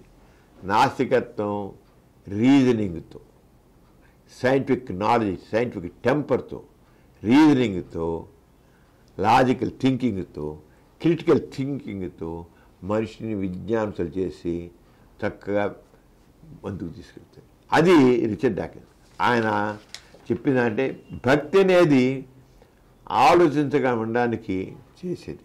భక్తి అనేది మనిషిలో ఒక మౌఢ్యాన్ని పెంచుతుంది. మనిషి అసలు ఆలోచించకుండా ఉండిపోవడానికి ఆ తోడ్పడుతుంది. అంచేత అందుకనే ఈ భక్తి అనేది మనుషుల్ని మూఢత్వంలో ముంచేందుకు మతం పన్నిన పన్నాగం అన్నాడు ఆయన. భక్తి అనేది దైవభక్తి ఉంది కదా, ఆ దైవభక్తి అనేది మనుషుల్ని మూఢత్వంలో ముంచేందుకు మతం పన్నిన పన్నాగం. ఒక పన్నాగం అది, కుట్రది. అలాగే పిల్లలకు ఏమి ఆలోచించాలని కాకుండా, మీరు ఇలా ఆలోచించరు, ఇది ఆలోచించరా, ఇది ఆలోచించరు కాకుండా ఎలా ఆలోచించాలో నేర్పండి. చాలా కరెక్ట్ ఇది. పిల్లల్ని ఏమి ఆలోచించాలో కాకుండా ఎలా ఆలోచించాలో చెప్పండి. ఎలా ఆలోచించాలో చెప్పినట్లయితే, రీజనింగ్ అండ్ క్రిటికల్ థింకింగ్ పెట్టినట్లయితే వాడు డెవలప్ అవుతారు. మీరు ఇది ఆలోచించండిరా, అది ఆలోచించండిరా అని కాదు, ఎలా ఆలోచించాలి, దేని సరే క్రిటికల్ థింకింగ్తో, రీజనింగ్తో ఎలా ఆలోచించాలో చెప్పారు. అది చాలా చాలా దగ్గర చెప్పాడు. అంచేత రిచర్డ్ డాకిన్స్ నాస్తికతకు శాస్త్రీయత అంటే రీజనింగ్ అనేది ఆధారం అని, మానవతా దిశ అలాగే తర్కబద్ధమైన శక్తి ఇచ్చిన ఆధునిక యుగ తత్వవేత్త. ఆయన జీవితం, రచనలు మానవజాతికి ఒక గొప్ప సందేశం ఇచ్చాయి. భయం కాదు, తర్కం శాస్త్రం మరి ప్రేమతో జీవించండి అని ఆయన సందేశం ఇచ్చాడు. ఇది రిచర్డ్ డాకిన్స్. ఇలా ప్రపంచవ్యాప్తంగా అనేక దేశాల్లో నాస్తికత్వం వస్తూ ఉంది. అందుకని రాబోయే యుగం నాస్తికత్వానిదే. ఒకసారి నాస్తికుడిగా వాడు ఆలోచన మొదలయ్యిందా వాడికి ఆశ్రమ ఆలోచిస్తే ఆస్తికుడిగా ఉండలేడు. అది గుర్తుంచుకోండి. మూఢంగా ఉన్నంతకాలమే ఆడు ఆస్తిగా ఉంటాడు. ఒక్కసారి వాడు ఆలోచిస్తే చాలు, ఇక అంతే, ఆస్తికత్వం సంఖ్యల నుంచి బయటపడతాడు, సంఖ్యలను తెంచుకుంటాడు వాడు. మనిషిని భక్తి అనేది ఒక మూఢత్వంలో పడేసి ఉంచుతుంది, బుర్రను ఉపయోగించకుండా. ఎప్పుడైతే బుర్ర ఉపయోగిస్తాడో ఆస్తికత్వంలో ఎంత అవకతవకలు ఉన్నాయి, అర్థం లేని ఉన్నాయి అని తెలుస్తున్నమాట. ఈ రకంగా రిచర్డ్ డాకిన్స్ నాస్తికత్వానికి ఆధునికంలో సైంటిఫిక్గా ఆయన ఒక రకంగా చేసి దేవుడి గురించి, ఈ సృష్టి గురించి, ఈ పరిణామం గురించి అన్నీ చెప్పుకుంటూ వచ్చారమ్మా. ఇది డాక్టర్ గారు, ఆస్తికులు అన్నిటికీ దేవుడిపైనే భారమని, ఆయన కృపలేనిదే ఏమీ జరగదని అంటుంటారు. అసలు ఈ దైవ నమ్మిక మూలంగా ఒరిగేది ఏంటంటారు? ప్రేమిలా, దైవ నమ్మికతో ఒరిగేది ఏమీ లేదు. దైవ నమ్మికల్లో జరిగేదంతా ముప్పే, నష్టమే. ఆ నష్టం ఇంత అంత కూడా కాదు. దేవుళ్ళు నమ్మడం వల్ల లాభం కంటే ఈ సమాజానికి, ఈ మానవులకి కలిగే నష్టం చాలా ఎక్కువ. అది అర్థం చేసి ప్రతివాడు. దేవుళ్ళు నమ్మకం ఈ సమాజ పురోగతికి, సమాజ సంక్షేమానికి ఎంతో నష్టం చేస్తుంది. కొన్ని ఆలోచన ఉండదు. అంచేత దీనిపై ఎన్నో మూఢనమ్మకాలు ఉన్నాయి. మా సమాజంలో రకరకాలైన మూఢనమ్మకాలు ఉన్నాయి. చెప్పలేని మూఢనమ్మకాలు మనకి. అవన్నీ నిజాలకు చాలా పడుతున్నాయి. తలా తోక ఉండదు.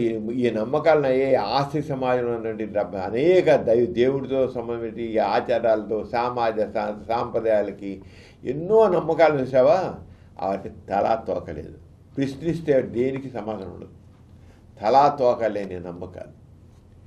దేవుడు అనేవాడు అసలు లేనే లేడు. కానీ దేవుడి మీద, దైవ శక్తి మీద, దైవ మహిమ మీద ఎన్నో విశ్వాసాలు, ఎన్నో సిద్ధాంతాలు ఏర్పడ్డాయి. అసలు లేనే లేడు కదా. ఒక అబద్ధం మీద ఎన్ని వచ్చాయంటే ఎన్ని కాదు. స్వర్గం, నరకం, పూర్వజన్మ, పునర్జన్మ, అతీంద్ర శక్తులు, మంత్రాలు, మహిమలు, ఇలా ఎన్నో. అసలు దేవుడే లేనప్పుడు, దైవశక్తే లేనప్పుడు వాడికి అసలు అర్థం లేదు. వీడికి అసలు దేవుడే లేడు, స్వర్గం లేదు, నరకం లేదు, పూర్వజన్మ లేదు, పునర్జన్మ లేదు, కర్మ లేదు, దురదర్శనం, బ్రహ్మరాత్రి లేదు, ఏమీ లేదు. లేకుండా వాటి మీద ఎన్ని కథలో, ఎన్ని నమ్మకాలో, ఎంత అబద్ధాల మీద ఆస్తి సమాజం ఉంది. అబద్ధాల మీద. అందువనే ఈ ఆస్తిక సమాజంలో ఇన్ని అసమానతలు ఉన్నాయి, ఇన్ని బాధలు ఉన్నాయి. మనుషుల్లో అలా నా కర్మ, నా దురదృష్టం అని అలా దేవుళ్ళ నమ్మకంతో ఎప్పటికైనా దేవుడు తెలుస్తుంటాడు. అలా పడుంటున్నాడు. ఒక పేదవాడు పడి ఉన్నాడు, ఒక అంటరాని వాడు పడి ఉన్నాడు. ఎంత భయంకరమైన పరిస్థితి. మానవత్వం ఏమైపోతున్నా అర్థం కావట్లేదు. కేవలం దైవ నమ్మిక, అర్థం లేని దేవుడి నమ్మకం వల్ల ఈ రంగాలు జరుగుతాయి. ఈ భావాలన్నీ, దేవుడితో ఉన్న భావాలన్నీ అబద్ధాల పుట్ట. అది తెలుసుకోవాల్సిందే. అసలు దేవుడు సర్వశక్తివంతుడు అయినట్లయితే తెలుసుకుందాం. శివుడి సర్వశక్తివంతుడు, సర్వదయమయుడు, సర్వవ్యాప్తము అని అంటారు కదా. మరి దేవుడే సర్వశక్తివంతుడు అయినట్లయితే ఈ జీవులన్నీ దేవుడే సృష్టిస్తే, దేవుడే మనిషి సృష్టికి కారణమైతే ఇన్ని రకాల మనుషులు ఎందుకున్నారు? ఎందుకని అందరిని సమానం చేయాలి కదా. ఒకళ్ళని పేదవాళ్ళు, వాళ్ళకి ధనికుడిగా, వాళ్ళు బాధపడే వాళ్ళకి, వాళ్ళు సుఖం ఉండగలగా ఎందుకు చేయలేదు? మనుషులు దేవుడే కదా. సర్వదయామయుడు, సర్వశక్తివంతుడు, దయామయుడు. మరి ఈ లోకంలో ఎందుకు ఇంతమంది బాధలతో పడేవాళ్ళు, వ్యాధులతో పడేవాళ్ళని చచ్చేవాళ్ళని పెడుతున్నాడు? అంతేగా. ఇంకే సర్వశక్తివంతుడు, శాశ్వతం. దేవుడే సర్వశక్తివంతుడు, సర్వదయామయుడు. దయామయుడు ఇలాంటివి ఎంత ఈ రకం మనుషులు ఎందుకు సృష్టించే బాధపడి ఎందుకు చేశాడు? ఆ దేవుడే దయామయుడైతే, కరుణామయుడు అయితే అసలు సృష్టించిన వాడు ఎంత క్రూరులుగా ఎందుకు తయారవుతున్నారు? మరి మనుషులు మనిషికి మంచిగా ఉండాలి కదా. ఇక హత్యలు చేసేవాళ్ళు, బాధలు పెట్టేవాళ్ళు, మనుషులు ఎంతో బాధ పెట్టేవాళ్ళు మనుషులు ఉన్నారు. మరి దయామయుడైతే ఇలా క్రూరులు ఎందుకు సృష్టించాడు వాడు? ఎందుకు ఇంతమంది క్రూరులు ఉన్నారు సమాజంలో? ఇంత హింస చేసేవాడు ఎందుకున్నారు? మనుషుల్ని ఎంత హీనంగా చూసేవాడు ఎందుకున్నారు? మరో సర్వశక్తివంతుడు దేవుడు, సర్వదయామయుడు. మరి మనుషులు ఎందుకు సృష్టించాడు వాడు? ఆలోచించండి. సర్వదయా ఎందుకు దేవుడు ఇలాంటి వాళ్ళు సృష్టించాడు? మరి దేవుడే సర్వశక్తుడైతే మతాల మధ్య ఈ యుద్ధాలు ఏంటి అసలు? అసలు శక్తివంతుడి యుద్ధాలను సృష్టించాలి అసలు వాడు? ఇన్ని లక్షల సావులేంటి యుద్ధాలు చంపుకున్నారు. మత యుద్ధాలు జరిగాయి, రిలీజియస్ వార్స్. దాంట్లో లక్షల మంది చనిపోయారు. అలాగే దారిద్ర్యం. ఎందుకు దారిద్ర్యం ఉండాలి? సర్వదయముడు, సర్వశక్తివంతుడు, సర్వవ్యాప్తం. ఈ దానిపై దారిద్ర్యం ఏంటి? ఈ అసమానతలు ఏంటి ఎంత ఎందుకు? అందుకనే గ్రీకు తత్వవేత్త ఎపిక్యూరస్ అనేవాడు దేవుడి గురించి ఇలా అన్నాడమ్మా. లోకం లేని చెడుని తొలగించాలని ఉన్నప్పటికీ తొలగించలేని వాడైతే ఆ దేవుడు ఒక అసమర్థుడు. చూడు, లోకంలోని చెడుని తొలగించాలని ఉన్నప్పటికీ తొలగించలేని వాడైతే ఆ దేవుడు ఒక అసమర్థుడు దేవుడు. తొలగించగలిగి ఉండి కూడా తొలగించలేకపోతే ఆ దేవుడు పెద్ద క్రూరుడు. దేవుడు దయామయుడు కాదు, పెద్ద క్రూరుడు. చెడుని తొలగించలేని వాడు లేదా తొలగించాలని అనుకోని వాడు అయినట్లయితే అతను పెద్ద అసమర్థ క్రూరుడు అని ఎపిక్యూరస్ ఆయన దేవుణ్ణి గ్రీక్ తత్వవేత్త ఎపిక్యూరస్ దేవుడి గురించి అంటే దేవుడి సరే లేనే లేడు, ఓ సర్వశక్తివంతుడు, సర్వదయమయుడు, సర్వశాక్తము, సర్వశక్తి అంటే అంత హబ్బక్కు. ఒకవేళ మీరు అనుకున్నట్లు ఉన్నట్లయితే మీ ప్రకారం అయితే వాడు పనికిరాని వాడు, అసమర్థుడు, క్రూరుడు. ఆ దేవుడు అసమర్థుడు, క్రూరుడు. వాడు తీసిపారాయి. పనికిరాడు ఎందుకు? ఒకవేళ దేవుడే ఉన్నాడు లేదా వాడిని ఇప్పుడు చెప్పాను, మీ దేవుడు ఇది ఇలా అసమర్థుడు, క్రూరుడు, ఎందుకు పనికిరాడు, దద్దమ్మ, వాడు నువ్వు పూజిస్తావా, నెత్తి పెట్టుకుంటావా అని చెప్పాడు. అంటే నిజం కాని దాన్ని నిజం అనుకోవడమే మూఢనమ్మకం. సమాజంలో ఎన్నో మూఢనమ్మకాలు ఉన్నాయి. నిజం కాని దాన్ని నిజం అనుకోవడమే మూఢనమ్మకం. నమ్మడం తప్పు కాదు, కానీ కొన్ని విషయాలు వచ్చేసరికి, కొన్ని సందర్భాలు వచ్చేసరికి వాటిని ఎంతవరకు నిజం నిర్ధారణ చేసుకోవాలి. హేతుబద్ధంగా లేనప్పుడు, అవాస్తవికమైనప్పుడు ఆ నమ్మకాన్ని మార్చుకోవడానికి సిద్ధంగా ఉండాలి. ఏదో రీజన్గా చూసుకోవాలి. నమ్మకాన్ని ప్రశ్నించడానికి సిద్ధంగా లేకపోయినా అది అవాస్తవికమని, అహేతుకమైన తేలినప్పటికీ దాన్నే పట్టుకుని వేలాడడం మూఢనమ్మకం. దేవుడు, దేవుని మహిమలు, స్వర్గం, నరకం, పూర్వజన్మ, పునర్జన్మ, అదృష్టం, దురదృష్టం, జాతకాలు, జ్యోతిషాలు ఇవన్నీ మనం చెప్పుకుంటాం కదా. అతిశక్తులు, మంత్రాలు, యంత్రాలు, విభూతులు, తాయెత్తులు ఇవన్నీ మూఢనమ్మకానికి చెందినవే. ఇవేవి యథార్థాలు కావు, పరీక్షకి నిలబడవు. ఈ నిజ నిర్ధారణకి నిలబడవి ఏవి కూడా నిజాలు కాదు. అంచేది ఇవన్నీ అబద్ధాలే, ఏవి నిజాలు కాదు. మూఢనమ్మకాల్ని ఏదో ఒక రకంగా సమర్థించగలిగిన వాళ్ళు కొన్ని వితండవాదం చేస్తూ వస్తారు. వాళ్ళు అడిగే ప్రశ్నలు వాళ్ళ అవివేకాన్ని తెలియజేస్తుంది, వాళ్ళలోని మూర్ఖత్వాన్ని బహిర్గతం చేస్తాయి. ఇలాంటి వాళ్ళు మీరు గాలిని కంటితో చూడలేరు కదా, అంత మాత్రం గాలి లేదంటారా? అదేవిధంగా దేవుడు మీకు కనబడినంత మాత్రాన దేవుడు లేదంటారా అంటారు కొంతమంది. కానీ ఇక్కడ ఒక విషయం తెలుసుకోవాలి. గాలి కళ్ళ కనబడిపోయినా గాలి ఉనికి అందరికీ తెలుసు. గాలి ఉంటే ఎలా ఉంటుంది, గాలి లేకపోతే ఎలా ఉంటుంది మనకు తెలుసు. అది నిరూపణ చేసి చూపించవచ్చు. కానీ దేవుడు అలా పరీక్షకు నిలబడే విషయం కాదు. ఏ విషయమైనా సరే వివేచనకు, ప్రయోగానికి పరీక్షకు నిలబడాలి. ఊహలే అలాగా పరీక్షకు నిలబడవు. అంటే దేవుడు కూడా ఊహ కనుక పరీక్షకు నిలబడు. ఎందుకు నా సమాధానం నేను మూఢనమ్మకాలంటే మూలం భయం, అజ్ఞానం. మనిషి అజ్ఞానంలోంచి, భయంలోంచి దేవుడు అనే భావం పుట్టుకొచ్చింది. అది తెలుసుకోవాల్సింది. అది కేవలం నిరాధారమైన ఊహ. ఆ దైవభావం నుంచే అనేక సిద్ధాంతాలు పుట్టుకొచ్చాయి. అబద్ధం మీద సిద్ధాంతం రావడంతో అబద్ధాన్ని కాపాడుకోవడానికి అనేక మరిన్ని అబద్ధాలు చెప్పడం లేదు. ఒక అబద్ధానికి మరిన్ని అబద్ధాలు. ఒక అబద్ధం ఆడితే దాన్ని కవర్ చేసుకొని 100 అబద్ధాలు ఆడాల్సి వస్తుంది.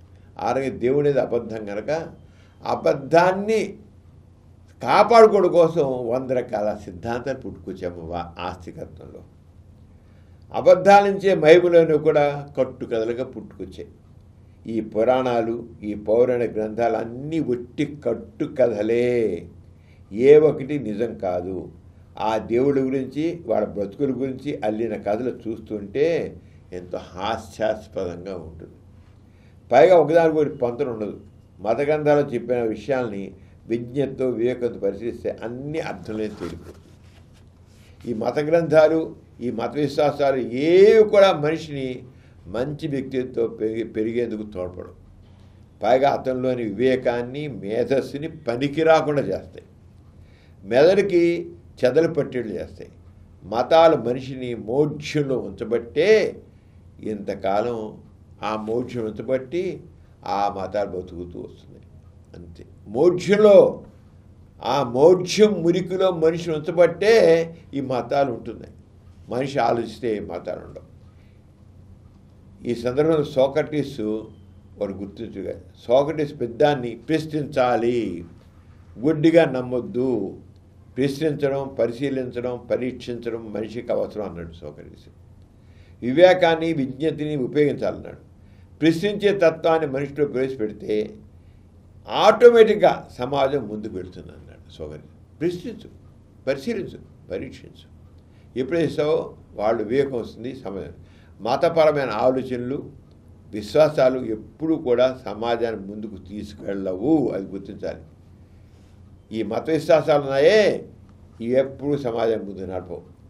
మూఢనమ్మకాల సమాజ ప్రతికి అవరోధం. అంచేత ఈ రకంగా ఈ మూఢనమ్మకాలు కానీ ఇవన్నీ కూడా సమాజానికి ప్రతి వ్యక్తి విజ్ఞతతో వివేకంతో వ్యవహరించాలి. ఆస్తికత్వం మనిషిని ఆలోచింపకుండా మూఢునిగా మూర్ఖునిగా ఉంచుతుంది. అంచేత ఆస్తిక సిద్ధాంతాలన్నీ కూడా ముఖ్యంగా ఏంటంటే మనిషిని ఆలోచించకుండా గుడ్డిగా నమ్మమంటుంది. గుడ్డిగా అంతే, ప్రశ్నించదు, పరిశీలించదు, పరీక్షించదు, అంతే. గ్రంథాలు రాశారుగా నమ్ము అంతే. దేవుడి గురించి ప్రశ్నించడానికి వీల్లేదు, దైవ సృష్టి ప్రశ్నించడానికి వీల్లేదు. అంచేత అందుకే ఆ రంగం మనిషిని అలాగా మూఢత్వంలో ఉంచి మూర్ఖత్వంలో ఉంచి ఈ మతం మనుగడ సాధిస్తుంది.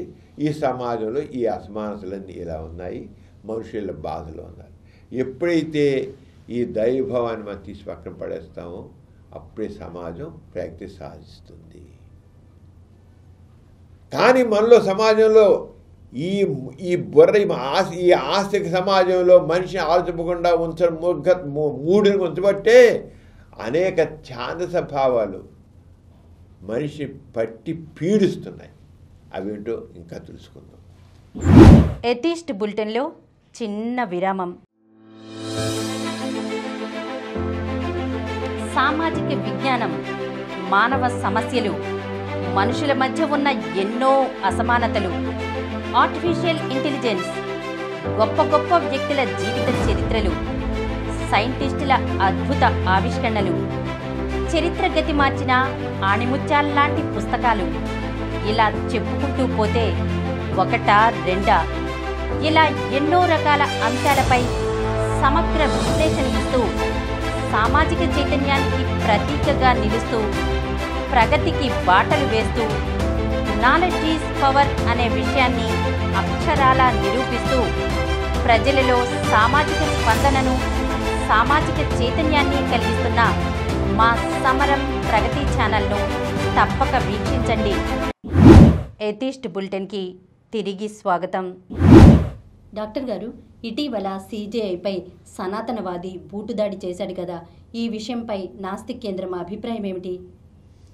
ప్రిమిల, మంది సెక్యులర్ స్టేట్ అంటే మన రాజ్యాంగ పాలనలో ఎక్కడా కూడా మతపరమైనది ఇది ఉండదు. పాకిస్తాన్కు ఇస్లామిక్ స్టేట్, అలాగే ఇంకా గల్ఫ్ కంట్రీస్ కొన్ని ఉన్నాయి, అవన్నీ ఇస్లామిక్గా ఉంటాయి. కొన్ని క్రిస్టియన్ సంబంధించిన దేశాలు మతం పరంగా చెప్పుకుంటారు. కానీ చాలా దేశాలు మతం సెక్యులర్ అంటే మత ప్రమేయం లేకుండా రాజ్యపాలన. మన దేశంలో ఉంటే ఉండొచ్చు, హిందువులు ఎక్కువ సంఖ్యలో ఉండొచ్చు. కానీ ఇక్కడున్న పౌరులందరూ, భారతదేశంలో పౌరులందరూ రాజ్యాంగం పరంగా అందరూ సమానమే. ఎక్కువ మతం, ఎక్కువ సంఖ్య ఉన్న మతం వాళ్ళు ఉండొచ్చు, తక్కువ సంఖ్య మైనారిటీలు ఉండదు. కానీ భారతదేశంలో పౌరులందరికీ సమానమైన హక్కులు ఉన్నాయి, సమాన విధులు ఉన్నాయి, సమాన గౌరవం ఉంది రాజ్యాంగబద్ధంగా. సెక్యులర్ స్టేట్ అంటే రాజ్యపాలనలో మత ప్రమేయం లేదు. అయితే అది యాక్చువల్ సెక్యులర్ అంటే మత ప్రమేయం లేని రాజ్య పాలన, దేశ పాలన, ప్రభుత్వ పాలన. మత ప్రమేయం సెక్యులర్ అర్థం అది. కానీ దాన్ని ఎలా మార్చారు? సర్వమత సహనం కింద మార్చేశారు. అన్ని మతాలకి సమాన గౌరవం ఇచ్చి చేసేది అని దాన్ని ప్రచారం చేసుకున్నారు. కానీ కాదు, సెక్యులర్ అంటే మత ప్రమేయం లేనిది పాలన. సెక్యులర్ అంటే మత ప్రమేయం లేనిది అని. కానీ మతాలన్నిటికీ సమాన గౌరవం ఉంటుంది, ఏ మతాన్ని ఒకటి సమాన గౌరవం ఉంటుంది అని. అలాంటిదంటే ఇప్పుడు మన భారతదేశంలో ఒక ప్రత్యేక ఒక మతానికి ఎక్కువ మంది ఉన్నారు కనుక వాళ్ళు ఇప్పుడు ఎలా ఉందంటే అసలు మన రాజ్యాంగంలోంచి సెక్యులర్ సోషలిస్ట్ పదాన్ని తీర్చి పరేయాలి అని అనుకుంటున్నారు. ఎంత విత్తనవాదం చేస్తారంటే ఇందిరాగాంధీ ఎమర్జెన్సీ పెట్టినప్పుడు అంతకుముందు రాజ్యాంగంలో ప్రియాంబుల్లో సెక్యులర్, సోషలిస్ట్ పదాలు లేవు. ఇందిరాగాంధీ ఎమర్జెన్సీ పాలనలో అప్పుడు ఈ పదాలని రాజ్యాంగంలో చేర్చింది. అంటే అప్పుడు అది కూడా పార్లమెంట్లోనే పాస్ చేశారు. పార్లమెంట్ మెజార్టీ పాలనతోనే రాజ్యాంగంలో సవరణ జరిగింది, రాజ్యాంగం చేస్తుంది. కానీ ఎమర్జెన్సీ సమయంలో చేశారు కనుక అంతకుముందు లేని పదాలు సెక్యులర్, సోషలిస్ట్ అని వచ్చిన కనుక అది తీసి పారేస్తారు అంతే అనే బాధను ఒకటి తయారు బాధ లేవనిస్తున్నారు. సెక్యులర్, అంటే మత ప్రేమి లేనిటి సోషలిస్ట్ పాలన అనేది పనికిరాదు.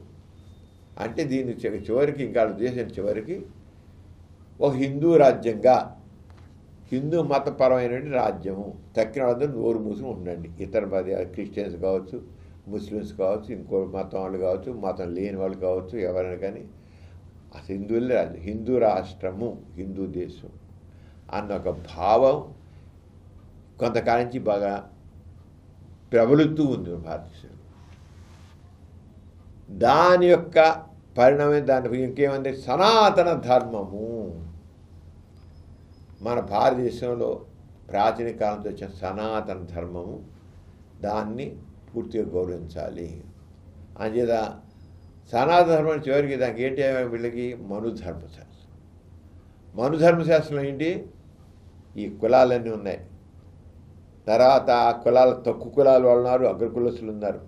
అగ్రకులస్తులకే ప్రాధాన్యత ఉంది, తక్కువ కులస్తులు కేవలం ప్రాధాన్యత లేని వాళ్ళు సేవలు చేయడం కోసం ఏమన్నారు శూద్రులు, పంచములు.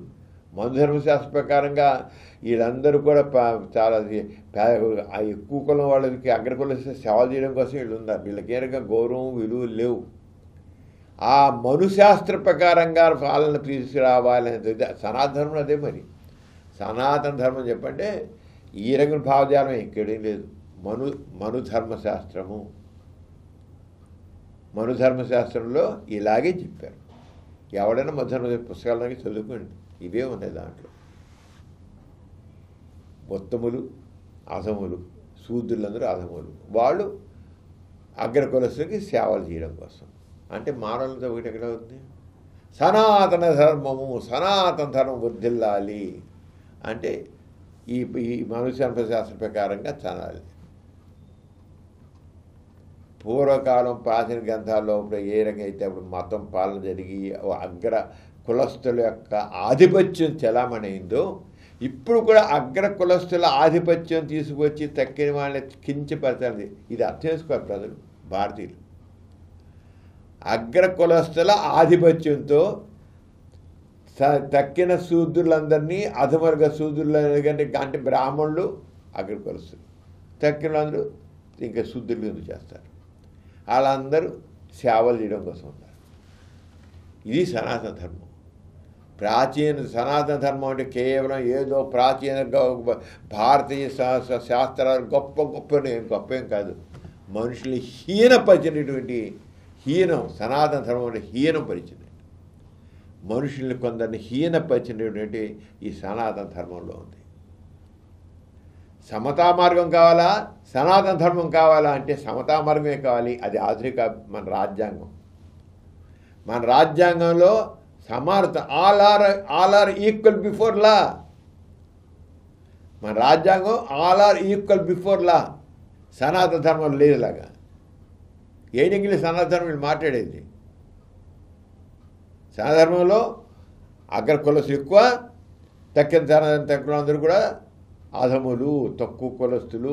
వాళ్ళు అగ్ర కులస్తులు సేవలు చేయడం కోసమే. సమాజంలో అసమానతలు పెరుగుతాయి సనాతన ధర్మం వల్ల. ఇంకా అజ్ఞానం పెరుగుతుంది. సనాతన ధర్మం ఏదో మన ప్రాచీన మన సంస్కృతి చాలా గ్రేటు అని ఆలోచన లేకుండా కొంతమంది సనాతన ధర్మం మాట్లాడే మనుషులు ఉన్నారు భుజాన్ని వేసుకుని. అసలు సనాతన ధర్మం దిగిందంటే ఎవరైతే మా సనాతన ధర్మం గొంతులు ఎత్తి మాట్లాడుతున్నారో తెలిసి వస్తుంది వాళ్ళకే తెలిసి వస్తుంది. వాళ్ళు పోయి వాళ్ళే తవ్వుకుంటారు, వాళ్ళ కొమ్మ వాళ్ళే నరుక్కుంటారు. వాటన్నిటికి మించింది మన ఇండియన్ కాన్స్టిట్యూషన్. సెక్యులర్ సోషలిస్ట్ అనేది ఉంది. అది చాలా గొప్పది. ఆల్ ఆర్ ఈక్వల్ బిఫోర్ లా.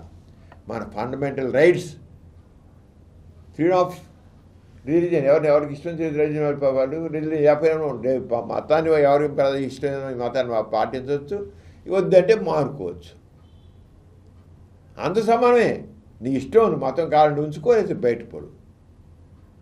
మతం లేదనుకో చెప్పుకోవచ్చు. అది మనకు రాజ్యాంగబద్ధమని. సనాతన ధర్మంలో జరగదు, మనుధర్మశాస్త్రంలో కుదరదు.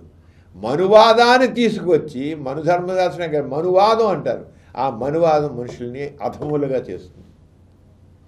దాని యొక్క ఇదే మన భారత ప్రధాన న్యాయమూర్తి జస్టిస్ బిఆర్ గవాయి మీద అక్కడ ఉన్నటువంటి లాయరు, ఆ సుప్రీంకోర్టులో ఉండే న్యాయవాది రాకేష్ కిషోర్ బూటీశ్వరు కూడా ప్రయత్నం చేశాడు.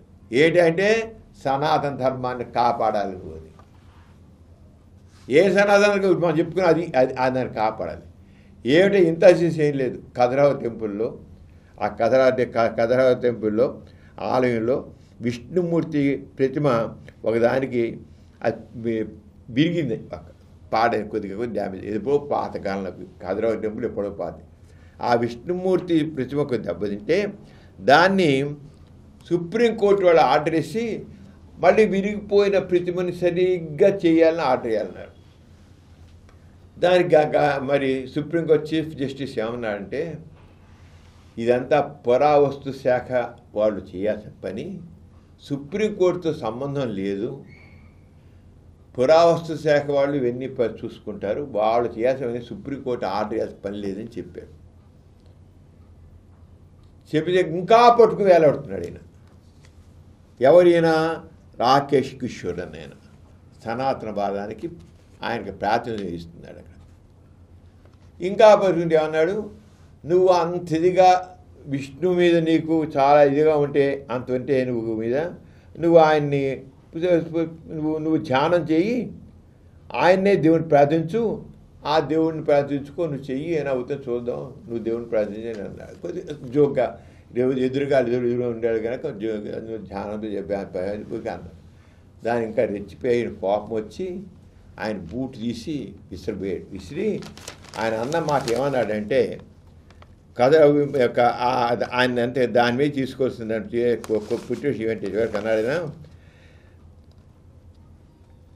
తను ఇచ్చాను, సనాతన ధర్మ కా అపమాన్ నహి సహేగా హిందుస్థాన్ అన్నాడు. అంటే ఏంటంటే సనాతన ధర్మానికి అవమానం కలిగితే భారతదేశం సహించదు అన్నాడు. ఎవరు ఇలా ఈ లాయరు. సనాతన ధర్మానికి అవమానం కలిగితే భారతదేశం ఏ అవమానం చేశాడు ఈయన? గవాయి గారి అవమానం చేయలే. ఇది పురావస్తు శాఖ వాళ్ళు చూసుకోవాలి, సుప్రీంకోర్టు ఆర్డర్ చేసేది కాదు అని చెప్పాడు స్పష్టంగా.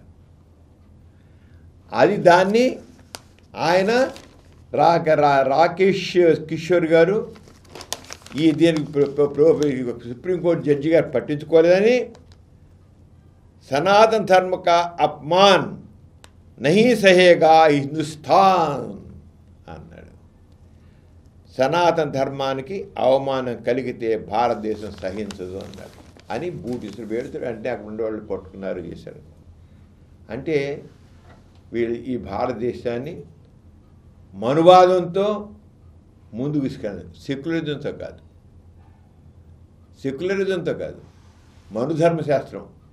ఇంతకు చెప్పుకున్న మనుధర్మశాస్త్రం అంటూ ఇది తిరోగమనవాదం, పురోగమనవాదం కాదు. సనాతన ధర్మం తిరోగమనవాదం, పురోగమనవాదం మన రాజ్యాంగం. సెక్యులర్ సోషల్ అనేది సోషలిస్టిక్ అనేది సభ, అది పురోగమనవాదం. సనాతన వాదం తిరోగమనం, అంటే దేశాన్ని మళ్ళీ వెనక్కి పెడుతుంది. అభ్యుదయం జరుగుతుంది ఇక మనకి. ఒక పక్కేమో మన ప్రధానమంత్రి మోడీ గారు భారతదేశం 2047కి ప్రపంచ అగ్రదేశాల సరసన భారతదేశం ఉండాలంటున్నాడు. అంటే అమెరికా, ఇంగ్లాండు వీటన్ని సరసన, ఆస్ట్రేలియా, కెనడా సరసన ఉండాలంటున్నాడు అగ్రదేశం. రెండో పక్క సనాతన ధర్మం అని మాట్లాడుతుంటే 2047కి అది అగ్రదేశాల సరసన ఉంటున్నా భారతదేశం, లేకపోతే అనాది కాలంలో ఆదిమ మానవుడి సరసన ఉంటుందా? ఏది ప్రగతివాదం, ఏది పురోగమనవాదం? మనం ప్రగతివాదంలో ఉండాలి, పురోగమనవాదం ఉండాలి, అభ్యుదయవాదంలో ఉండాలి. సనాతన ధర్మం సమతా మార్గం కాదు. సనాతన ధర్మం సమాజంలో అసమానతలు పెంచేది, వ్యక్తుల్ని అగౌరవపరిచేది,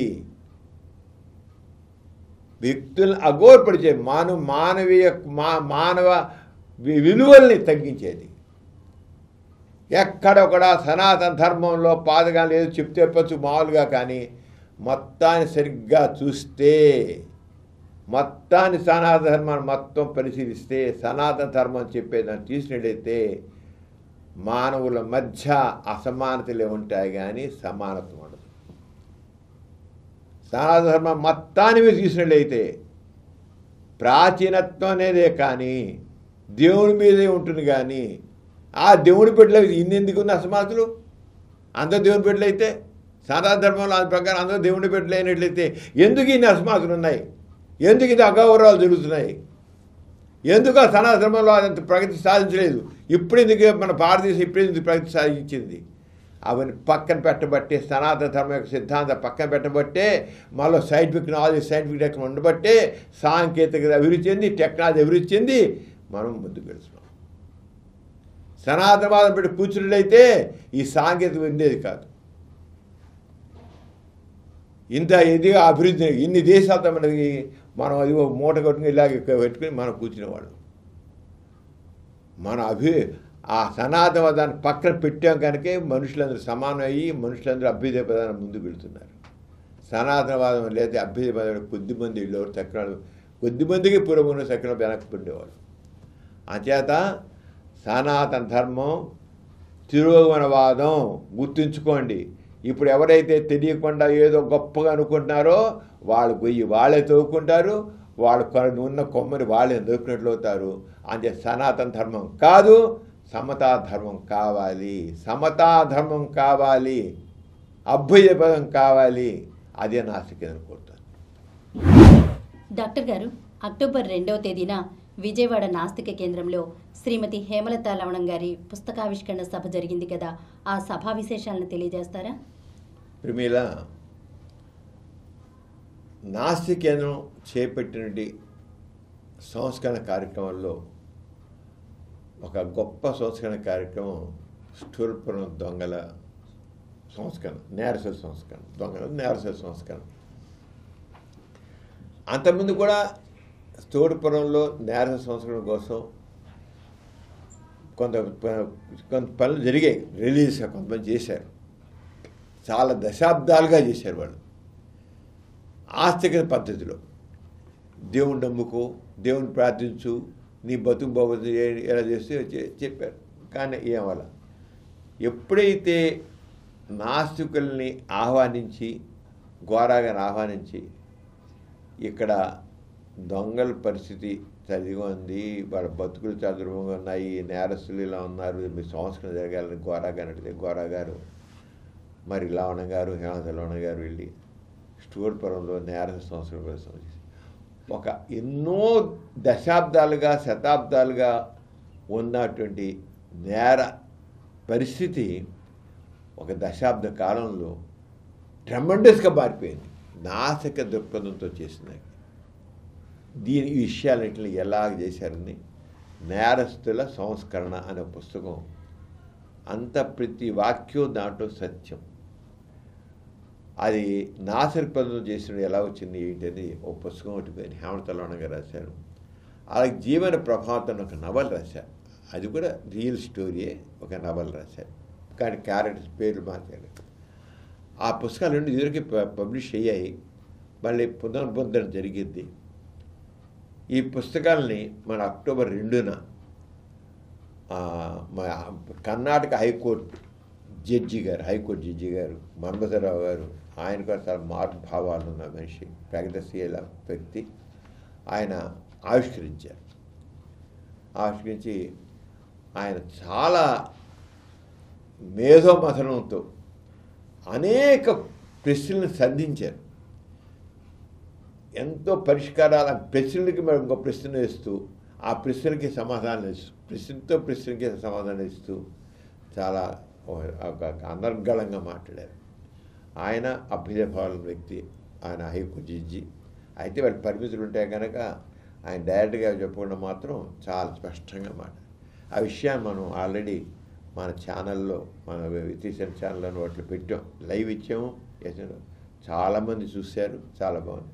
ఆ విషయాలు కొన్ని ఇప్పుడు తెలుసుకుందాం మళ్ళీ. ఎందుకు ఆల్రెడీ మనం పెట్టేసాం నేను, కానీ ప్రతి ఒక్కరు చదవాలి. ఒకటి, క్రిమినల్ సైకాలజీ ఎలా ఉంటుంది, ఆ క్రిమినల్స్ సైకాలజీ తెలుసుకోండి. ఆ నేరస్తుల సంస్కరణ పుస్తకం ఒకటి, అలాగే జీవన ప్రబోధం హేమలత గారు చాలా చక్కగా రాశారు. అందులోనూ వీటన్ని ప్రత్యేకం ఏంటంటే, నాస్తిక దృక్పథంతో మనం మార్పు కోసం ప్రయత్నం చేస్తే ఆ మార్పు స్థిరంగా ఉంటుంది, మానవీయ విలువలతో కూడి ఉంటుంది, స్థిరంగా ఉంటుంది, మానవత్వం ఉంటుంది, మానవులంతా సమానం అనే భావన తీసుకుని పెడుతుంది.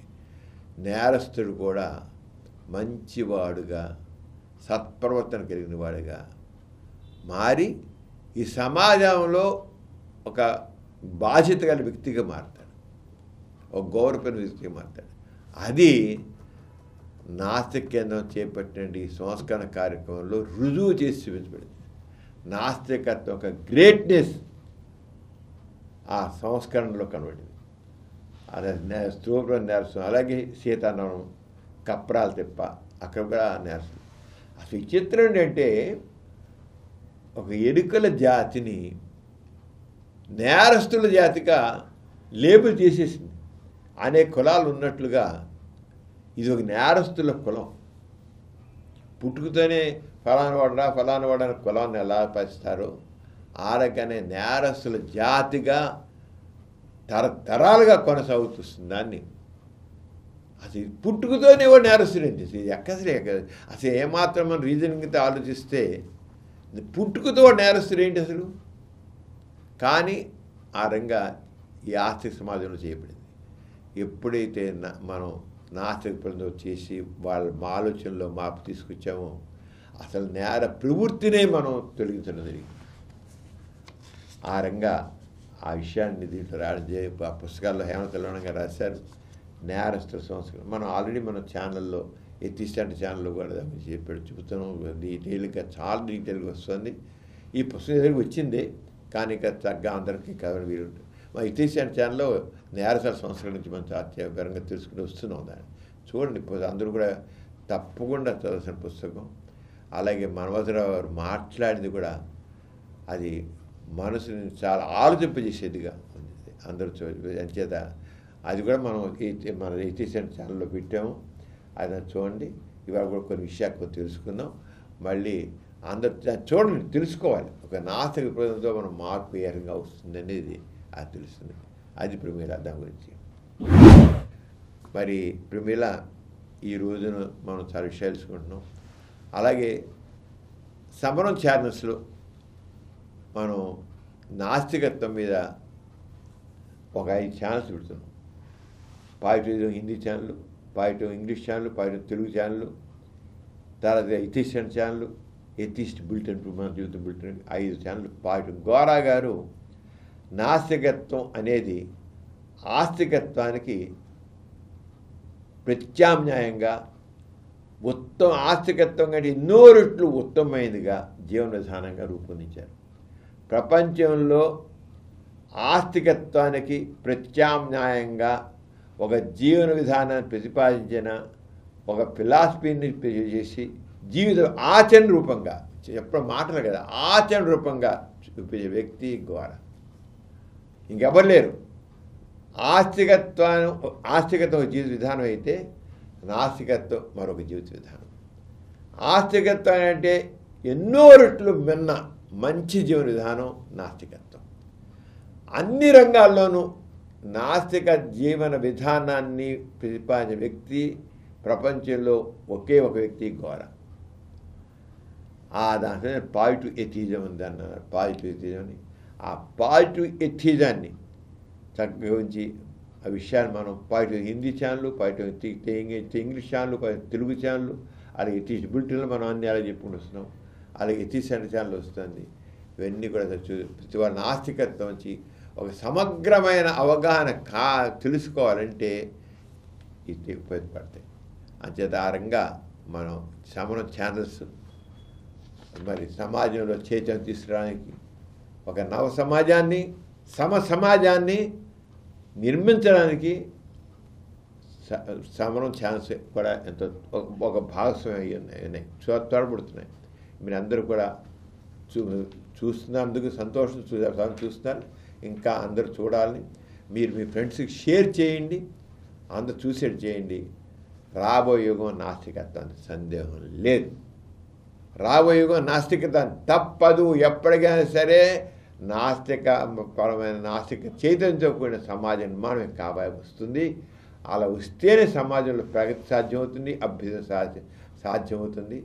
మనం ఈ సమాజం ఇప్పుడు అభ్యుదయ పదమై పెడుతుంది. ఇంకా అది ఎవరు ఆపలేరు. ఈ మార్పుని ఎవ్వరూ ఆపలేరు. ఎంత సనాతనవాదులైనా సరే, ఎంత మోకాలొడ్డినా సరే అభ్యుదయమే. దాన్ని ఎవరు ఆపలేరు. దానికి పరిపూర్ణ రూపం ఇచ్చింది ఘోర పాజిటివిజం. దాన్ని తెలుసుకోండి, జీవితంలో ఆచరించండి. నాస్తికత్వం అంటే ఆచరణ. గుర్తుంచండి, నాస్తికత్వం అంటే మానవత్వం, నాస్తికత్వం అంటే ఆచరణ, నాస్తికత్వం అంటే నీతి నిజాయితీ. అంచేత ఆ రంగా ఇవి తెలుసుకున్నాం. మరి ప్రమేయం ఇవాళ చాలా విషయాలు తెలుసుకున్నాం. మరి మన ప్రేక్షకులను సెలవు పుచ్చుకున్నాం. అందరికీ జై ఇన్సాన్. జై ఇన్సాన్. ఈ కార్యక్రమం మీకు ఎంతో నచ్చింది కదా. ఇటువంటి మరిన్ని వీడియోల కోసం అనతి కాలంలోనే 20 కోట్లకు పైగా వ్యూస్ సాధించిన సమరం ఛానల్ సమర్పించు ఎథిస్ట్ బులెటిన్ ఛానల్కు సబ్స్క్రైబ్ చేయండి, లైక్ చేయండి, మీ ఫ్రెండ్స్కి షేర్ చేయండి. అలాగే ప్రక్కనున్న గంట సింబల్ని ప్రెస్ చేయడం మర్చిపోకండి.